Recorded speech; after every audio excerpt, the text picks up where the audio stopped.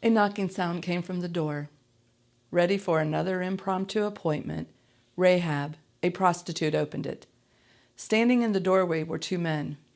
She brought them in. She knew who they were. They were Israelites.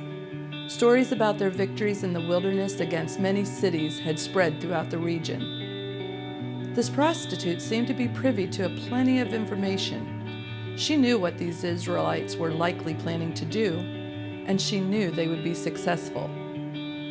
But she also knew that the leaders of her city would be aware of their presence.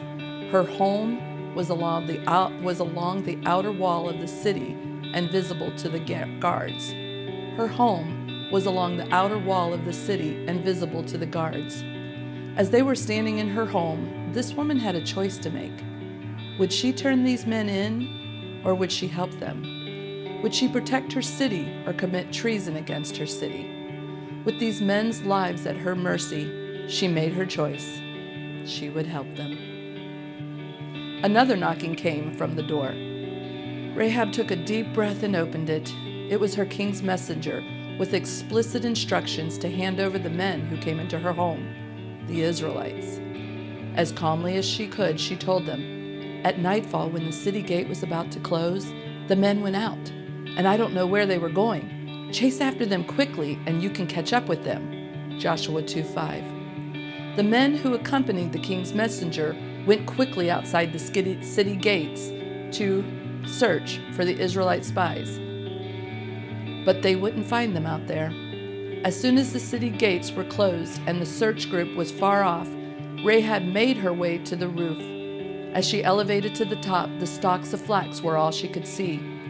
Her rooftop garden wasn't some oasis of serenity, but a necessary tool so she could make clothing for her family.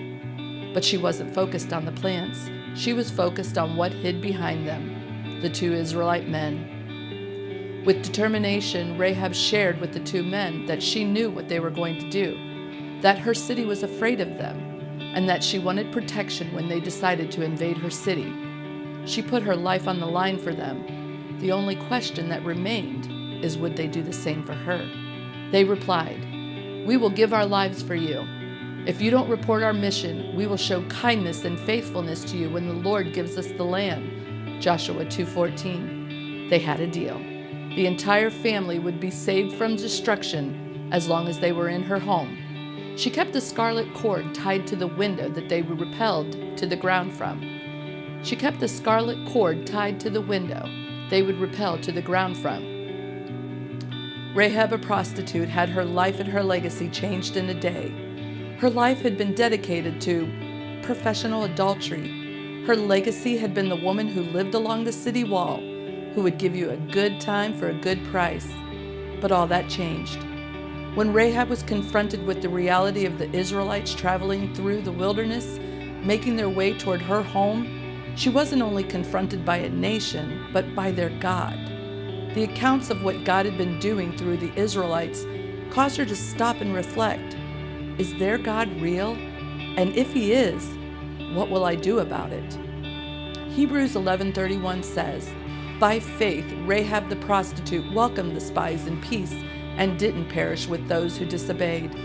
Rahab acted because she believed.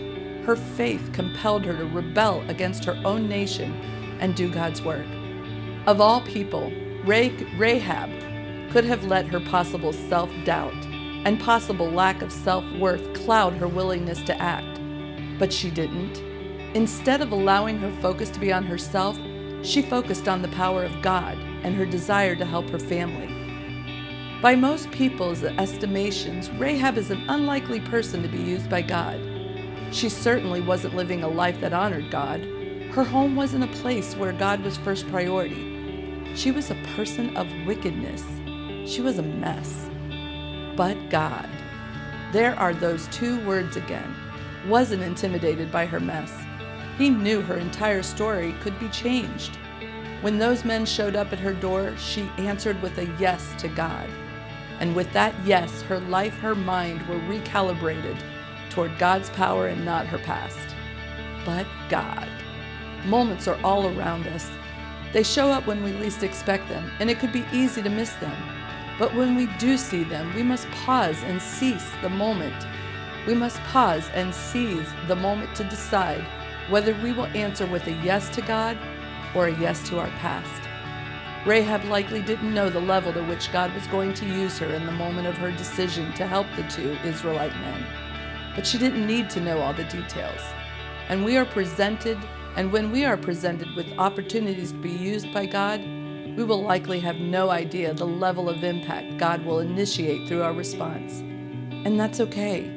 We can simply take the next step that honors God and allow Him to work out all the rest. Rahab chose to step toward God. Today's a great day to take a step in the same direction.